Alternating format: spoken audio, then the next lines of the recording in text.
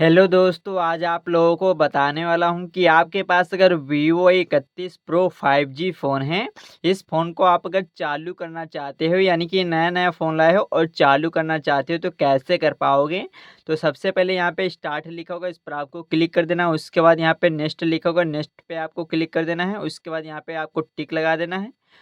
उसके बाद फिर से आपको नेक्स्ट कर देना है और यहाँ पे लिखा होगा स्किप आपको कर देना है। उसके बाद यहाँ पे सेट ऑफलाइन लिखा होगा, इस पर आपको क्लिक कर देना है, कंटिन्यू पर क्लिक कर देना है। उसके बाद नेक्स्ट कर देना है और यहाँ पे स्किप लिखा होगा, स्किप आपको कर देना है और उसके बाद नीचे जाना है, यहाँ पे एक्सेप्ट लिखा होगा, इस पर आपको क्लिक कर देना है, एग्री कर देना है। उसके बाद फिर नेक्स्ट कर देना है, फिर यहाँ पे स्किप कर देना है, फिर उसके बाद नेक्स्ट कर देना है।